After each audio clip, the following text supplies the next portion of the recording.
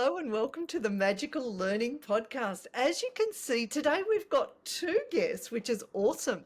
They've co-authored a book, which we're going to talk about shortly. But Siew Fang and also Hannes, how's your week been? Because we love to find out how our guests' weeks have been before we start with the questions. So we've had a really busy but lovely week. And the key part of that was that essentially we started to send out the first copies of our book. Amazing. So yes, that one. Oh, you do it exactly the same. The same thing. I'm so happy. That's so cool. And also to receive people's excitement, they would send us messages that they received the book and they're really excited. So it's really lovely. Yeah, just that friends that we wrote a special message for, they've been such great support, and they just said thank you for making a difference in the world. Just like as simple as that, and that is so big. That is gorgeous. So we'll talk a little bit about the book in a second, but we'd love to understand sort of your journey to where you are today. So feel free, both of you can share whichever works for you. Well, this is a book that comes from ideas that we really want to do something that drawing on care, empathy, kindness as the theme, as the main theme, to really engage in a lot of conversation in leaderships and workplace experiences. So we just started to think about a model, and probably we can talk about the Bento Box. The idea is that, and I was busy making lunchbox for my children, and then that moment I was thinking about the interconnectedness of the lunchbox of the Bento Box have multiple components and a different segment, but come together as a big whole. And then we're thinking about how can we translate some of the social psychology framework that's a social ecological framework, that's an interconnected interdependence, that how do we really make sense to a lot of people? And then we came up with this idea of the Bento Box models to promote care in workplace. Yes, and I'll just step a step further back. Was a few experiences that we had, and we actually talk about it in the book, but we had many more. But one was an experience where we've got a family member that's receiving mental care in a facility, and the discussion that we had was just absolutely shocking. The CEO of the facility spoke to us, and it was just lack of empathy, total push to get money and to accelerate things in a way that wasn't going to help our family member. And so we were sitting back and going, but how does this work? How does, when we expect care especially from healthcare professionals, that it didn't come through? Then we had a different experience where we were doing something in Malaysia, and we were creating an event. We can probably say what it was. It was our wedding, actually. And so we were coordinating Really this. important event. Exactly. But it was just the most beautiful experience we had, from the frontline experience in terms of people just being positive, connected to us, and showing you can feel heartfelt, like they are willing to do, there's no problem in terms of help, and they're genuinely happy and wanting to work, and it's nothing is the problem, nothing too hard, and it's not a staff member in the front line, but it's actually all the way to the senior leaders who will show up and then really care. And I was thinking, like, we have a lot of conversation about how our experience in different professional contexts and workplaces, that it actually gives people different energy and different sense of connection. And then, you'll see this one as well in the book, is that we don't put ourselves above any of this. So we also had an experience ourselves where we were actually in Perth, and we were in a hotel, a beautiful hotel, and we came out, and in the street there were two people in distress, and like their things were scattered, across the pavement, and we essentially walked past it. Later that evening we said to each other, how is it that two people that really cares about people actually walked past that? What in us allowed us to do that? And that is when we looked at those three things together, we sort of went, wait, there's something here that we would really love to understand better. So, and we love to understand how it works. What are the ingredients that helps people to, or enables people to care, or disables them from showing care? So, and that is the front end to Siew Fang's first, to the Bento Box. Is that because that is how we came to care? Is that we just realized, And then as we started talking to friends and family, we realized that they've had so many experiences themselves of Very both, similar. you know, that we would expect it, you don't see it. And then sometimes we don't expect it. Like I do a lot of work in the mining industry. And sometimes you go underground, you know, so coal miners that works hard, you know, so they're in physically rough environments, you know, so, and you find the most caring people there. You know, so where sometimes people would expect it may not exist, you know, so there may be an outside perception that it doesn't exist, but it does, you know, so and it exists quite deeply, you know, so that is, it's those experiences that made us go, we really want to understand the power of care, you know, and how it interconnects. And then the thing for us was that two realizations. Care is really deeply interconnected depending on the dimension of care you look at. But it's also really, really complex. And that is where Siew Fang's, you know, so she was so excited when she called me in the morning when she was looking at the Bento Box, and she was thinking, I think I found a way to simplify this, how we can put it together. I love the curiosity to go down this, because obviously the world at the moment, things like care, kindness are super, super important, particularly although you were talking about empathy. Tell us a little bit more, and I'd love for you to hold up your book, about the power of care, and maybe just one really story that you love that really shows either where we don't do care or the impact of care, whichever one you think would be better for our listeners and viewers. You do that. Oh, that's pressure. I have to hold it higher. So this is the book, right? And the story I'll relate to comes or links into the chapter of the culture of care. And the culture of care is terminology that I started quite a few years ago in the company I worked at when we were looking at our 5-year plan process and our 2-year plan process. And, you know, being mining engineers and scientists and all sorts of very structured thinkers, we focused a lot on what are the sort of systems things that we can do. You know? Many of them have engineering background, and not many of them are thinking about the emotion. People side of it. So I was looking at the initiatives on the list and I was going, but there's nothing about our culture. What is the culture we want to create? You know, so in our business, what do we want that to feel like? And this was back in 2008. And the best words I could come up, even back then, it was way before me and Siew Fang had this, you know, so real deep dive into care, was culture of care. We really want to create a culture that shows care and where people feel cared for and where people care for people and things, you know, so that's what we want to create. And I had the most beautiful experience. The story that leads into that section, I came out of the chemical industry into the mining and metals industry. And my friends in the chemical industry at the time and colleagues just warned me. They said, don't go there. This is a tough industry. You won't last 6 months. People don't care. It's all about performance, you know, and if you don't do it within the first few months, I have the same impression too. When I met Hannes, I was thinking that, you work in that industry, it is a tough industry, and actually I have a preconception that people working in that industries are not connecting with people, they are unkind to everything, environment, to human, to animal, everything. That was my preconception. Thank you.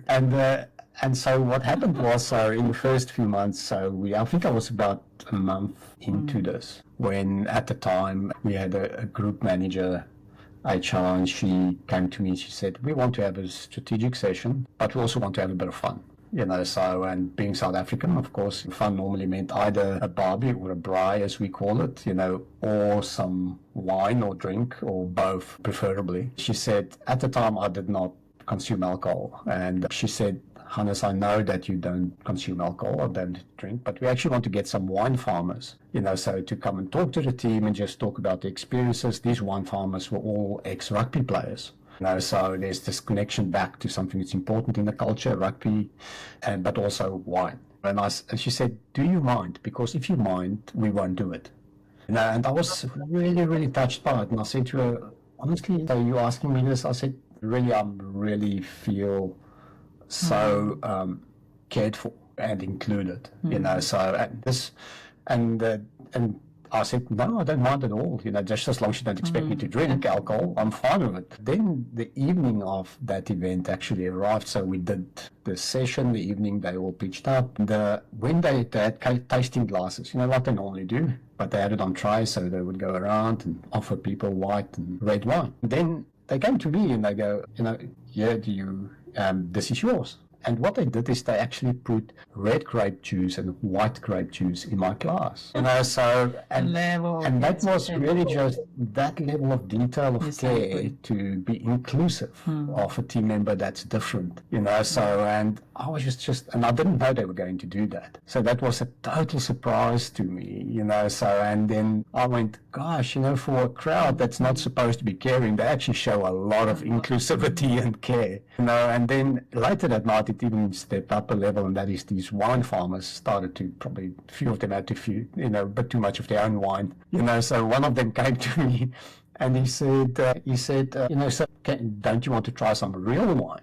So like real wine, because he obviously knew. And my boss was sort of like, at the time, he just appeared like out of nowhere, and he just took him around and he put his arm around his shoulder and he walked off with him. Like literally just walked him away from me. Yeah, so, and I just went, wow, so this is the culture that I'm stepping into, as a leader. And it just showed so much care.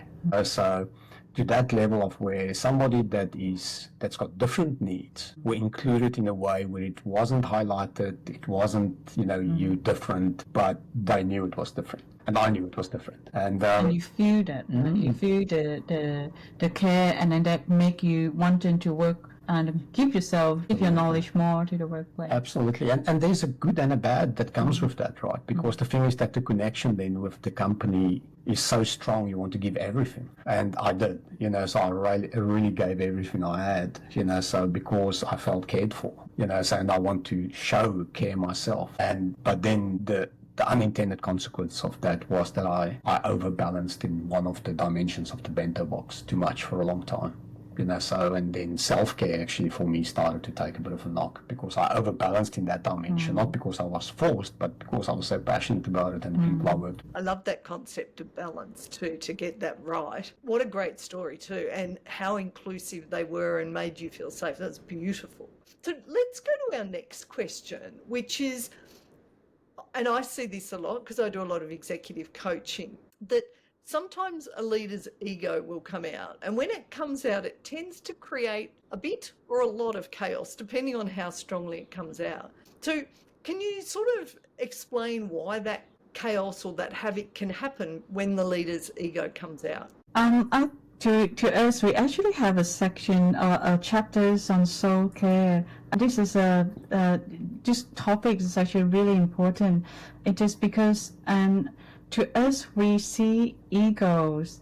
It is as important to recognize as recognizing soul. And because I think that to come up with authentic self, as leaders, we often encourage all of us to show up as our soul. But our self actually came with a multiple dimension. We're not just authentic self means everyone love the authenticness of ourselves. We might have some flaws and we're not perfect, and then we may have some limitations or underlying beliefs that telling us, and maybe negative thought that we're not good enough. So egos is a really interesting thing that to us this is the other side of the soul, where when leaders is coming and feeling insecure with their role or lacking of confidence in the role and the amount of work and pressures that they handle, especially under prolonged stress, and then easily just fall into that ego will come out just to defend and protect themselves, so that having more control or taking more making more rules, and then use a bit more force to get everyone in line so that I can see efficiency, I can see productivity, I can see performance. Egos comes out often when there was issue of insecurity deep down and of the leaders. So when we actually write this book, we actually really wanted to engage in this topic of ego in a quite empathetic way, because if we engage with leaders who struggle emotionally, under prolonged pressure, experience of loneliness. Being leaders can be really lonely. You can't share a lot of things with your team or even in the front line because you're highly scrutinized in everything you do. So egos actually came up often, especially leaders may experience. To us, we're actually looking all the way back to trauma, and then growing up, experience of trauma is not necessarily the experience of direct abuse or violence. It could be everyday experience of not being pay attention to, experience of neglects and rejections. It's a child in a family, at school environment, in a community, for being themselves as being criticized. And then so ego is actually built in unconsciously. So we have a chapter on soul care, really engage leaders who struggle emotionally and they're still working through their own shadow, their own little, the deep shadow that constantly being pushed down further and further in order to show up strong, in order to show up competent and perfect and excellent. And that pressure of leadership has been traditionally been accepted and embraced by our world. That is a good leadership, but they themselves deep down is struggling within. So in today's world where we have a lot of calling out leaders, toxic behavior, they actually, lost it at workplace, and then they are under a lot of pressure, but they're not lead according to what we expect a leader to lead in the way that we want. And then this calling out of the leadership bad behavior, again, we generalize bad behavior as in an empathetic way at the moment, but there are actually multiple degrees of the bad behavior.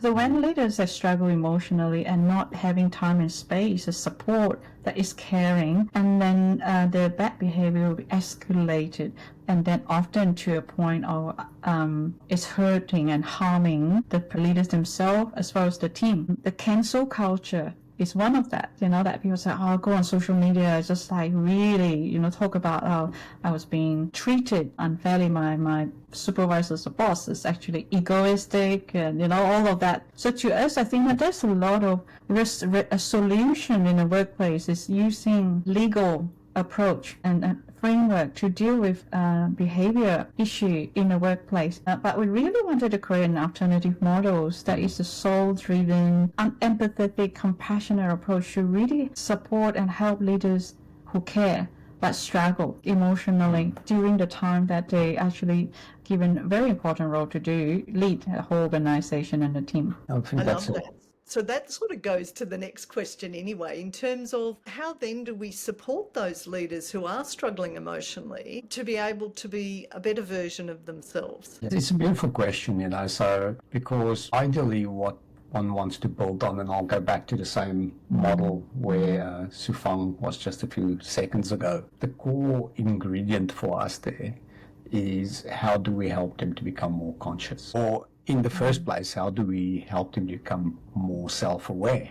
So because it starts with self-awareness, and then consciousness. So for us, the way we think about it at least is that awareness is sort of the first step, and then consciousness is really that deeper understanding of why something is there, So from a leadership perspective, the person may come across as frustrated when they engage. And they may become aware of the fact that they are frustrated, but they may not know why. That is where consciousness then comes in terms of, okay, why am I frustrated? And now you go deeper into the things that Siew Fang just spoke about, so because that frustration may be driven by underlying belief, it may be driven by trauma, it may be driven by social programming, and all of that sits within the leader, and Siew Fang describes it quite beautifully. We often talk about the ego as the guard dog of the person, so I don't see the ego as necessarily negative. I think it's designed, it's got a purpose for us, but to me, I see the ego sort of like the guard dog of the house, so it is present, it is there to protect, and it will respond when it senses a threat, so to the person. The problem, though, is when the guard dog becomes the owner of the house, then the owner sits outside and the guard dog, is essentially, doing exactly. all the things that the owner should be doing in the house, So there's a place for the ego that's quite beautiful, and it is there, but it is not, should not be the owner of the house, So then the question, then to answer your question, I know it's a long way to get there, is what can we do to help leaders become more aware and more conscious? And I'm really privileged in the sort of work that I do, and Siew Fang as well in what she does, where a lot of our work is coaching. And sometimes, in my case, because I've spent many years in two large industries, also mentoring. And it is really about my experience with most leaders that I've worked with in my life is that they honestly like to improve themselves. So they may just be totally unaware of their shadow. But the first step is to make them aware of there's something in your shadow that keeps on popping out. And the way to do that is to ask them questions about that. Is that, have you noticed, Danette, and this is just an example, have you noticed that when you talk to this person, your voice tone changes and you actually don't look them in the eyes? So what do you think sits behind that? And that is, and you may not even be aware that you do, so until you listen to the question, you go, oh, that's actually a really good question. Well, there is actually something between me and this person that we need to work on. And that is that first level of raising awareness, and then from awareness going into consciousness, into what actually sits behind that, and then working on that. You want to say something? I can sense that. No, I just wanted to add on to the guard dog's analogy that when the dogs take over the home and then the owners sit outside. Take us back to that story. That is beautiful. So I don't want to interrupt you. It's because it's so important that, because one reaction that we do is to shout at the guard dog, go out, sit out, this is my home, you are out, I don't like you, go away. But that's just not going to help the ego. The ego, we need to really engage with the ego by acknowledging that I see you, I notice you. And because they actually have issue too. But basically it's just allow this ego to really settle down the nerve, and then I said, okay, and you can sit here, and then now I need to really respond in a very different way.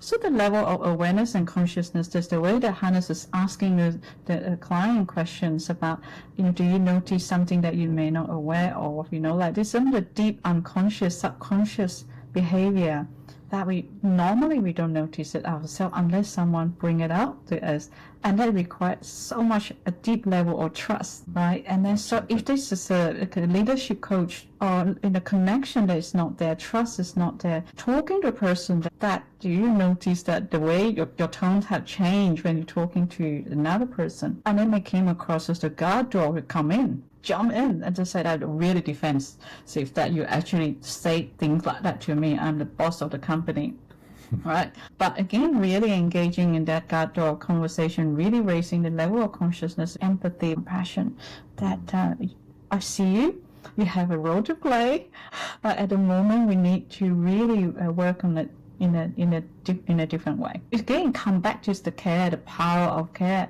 can totally transform leadership. And then leaders who act out often may have some deeper and deeply suppressed and unresolved issues, and that need a bit of care to work with. And that's why I love what Siew Fang has just said, instead of just wildly going, let's cancel them, understand that they are human, we're not perfect. They are human, all of us are human, they've got shadows that they're working on at the same time. And the thing is that if you look at those roles, and now I'm talking about CEOs of organizations or COOs of organizations, they carry a lot of pressure, so those roles, I've worked with a lot of CEOs in my life, and I still do. They are always put in place to transform an organization. I have not seen one CEO put in place to say, okay, just keep on running this exactly as it is, it's perfect. Don't know, maybe there's roles like that out there, I haven't seen them yet. No. So they always come in with an agenda and a mandate from the board to transform a business. And with that comes a lot of pressure on themselves, and then they sit in the middle between the board on the one side owning the strategy, and then their own management team and management responsibility and the workforce, and they need to deliver. They're the single point of accountability between them. And what that means then in reality is that often when the pressure comes on, the shadow jumps out.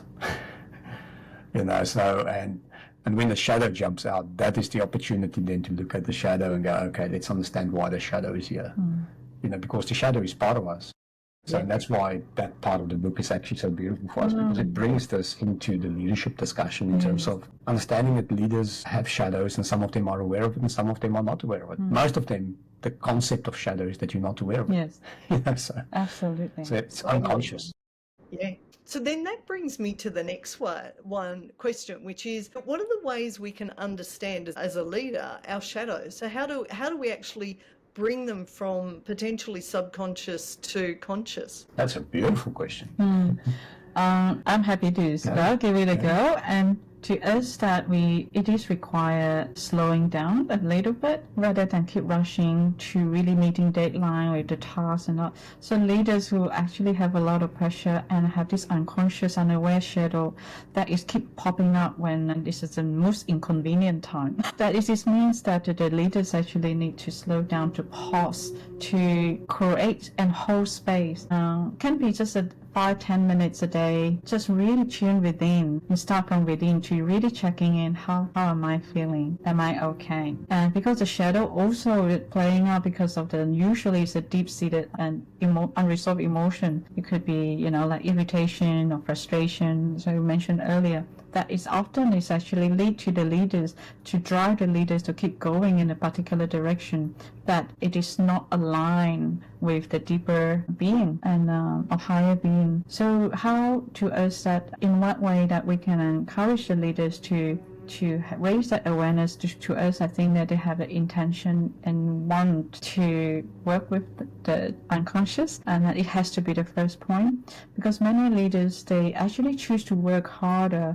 It's a choice, and because they don't want to work within, because it's actually really painful, very difficult, very uncomfortable, so they just choose the other option that is actually work harder, 12 hours, 14 hours a day, so I don't have time to work on myself.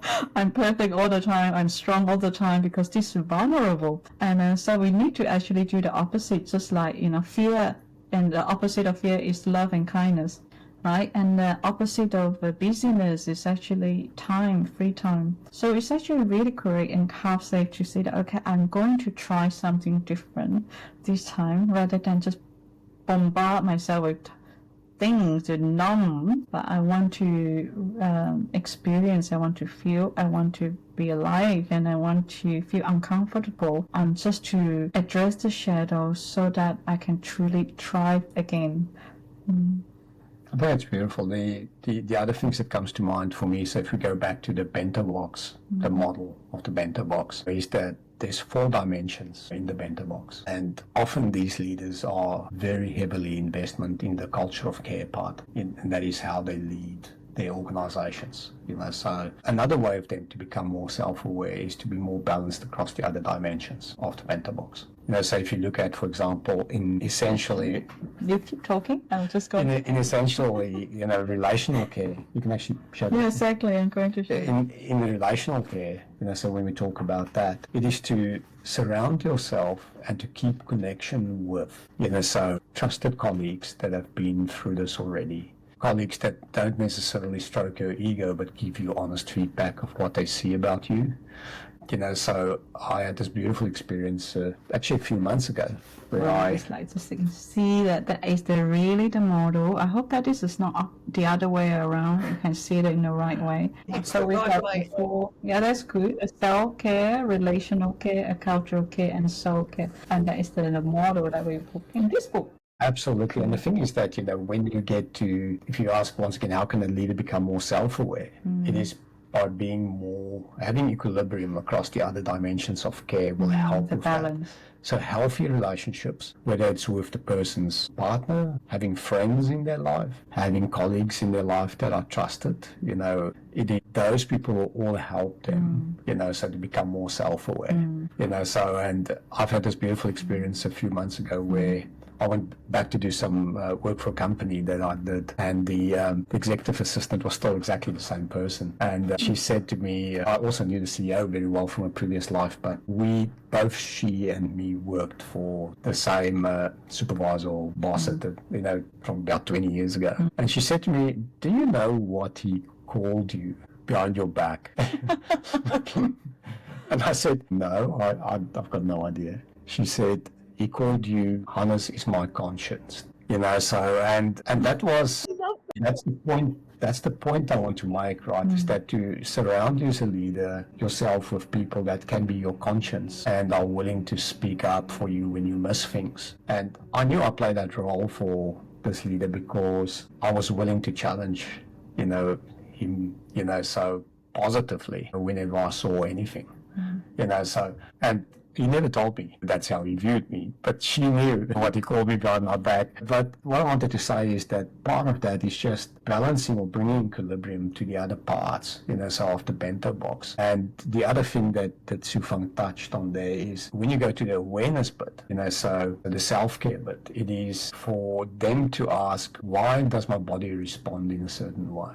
So now I'm talking about my physical body, so for me, for example, so when I'm under a lot of stress, I become ill. So my immune system, so has taken a knock, and from stress, essentially. And so I know the moment I start to become ill that there's something going on that I need to address. For Siew Fang, it's her shoulder, so she... Normally it's my right shoulder is always play out, and that's the most reliable conscious things to tell me that I'm actually really need to take a break. I'm quite reliable. So I think that to us that when we include the ingredient of awareness, is about aware, connect with our body, aware to the pain, then they're actually quite reliable. A lot of people, including myself for a long time, we rely on our brain, our rational mind telling, I can still work harder, I can push further. And then, but my body was telling me, and then I would ignore that messages. It's just not just a shoulder thing. And then, so what awareness is actually really important for us is we put it in our Power of Care book, is that we need to reconnect with our body to have a greater awareness of whether we are looking after ourselves, with self-care, so that we can look after other people, we can look after the organization, puts ourselves first. Just the oxygen mask and analogy, when on an aeroplane we put the oxygen mask on ourselves before the children. And so, and again, often the leaders will struggle, including ourselves, to really put ourselves first, when we kind of a service leadership kind of a mentality that we need to make sure everyone is okay and put ourselves last. So that is having that balance of self-care, relational care, and creating a cultural care and workplace. We regard the word equilibriums in a way that is different from balance, because balance is often, like work-life balance, or our body and mind balance,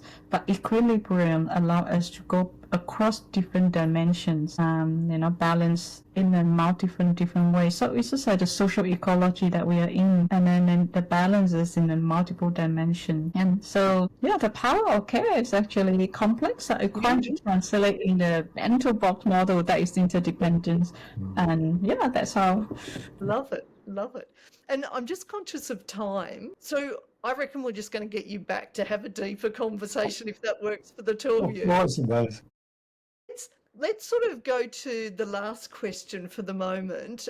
Sorry, two questions. So the first one is, we love to understand how you go about writing books, and we've never had two co-authors together. So what was your process of writing together or separate, however you did it? Oh, that's a very good question. Well, I actually really enjoy writing and co-authoring. I have authored many single books, and then I just feel collaborating and writing the book together, it's actually enhanced so much of the brain and the conceptual framework in a many different ways. So we really enjoy co-authoring together. So I would normally start drafting, and then Hannes is actually more of a model person. We actually have a big screens in our room. We actually will start drawing and playing with the model, tweaking. So that's actually is a process of collaborations in a many different ways. And my writing, as much as I love writing, is often have a lot of grammatical errors with missing s's, plurals, and single Too many s's in S's. there. Too many, or no s's in the places that I should be. And it's actually so helpful to have another person that just really help, just again, like working together to check on our own unconscious, unaware mistakes as well. So it's really good. Yeah. It's And beautiful. from our perspective, I think that we've got a beautiful connection in our relationship, emotional connection. By the as way, well as we are also husband and wife. So You get that one. So for us, it's a beautiful emotional connection, but also a beautiful intellectual connection. And that really helps us, and it gives us the desire, to make a change, so, and to discuss things and bring it through a different lens. Also in the writing of the book, the chapters on self-care and relational care was fundamentally Siew Fang.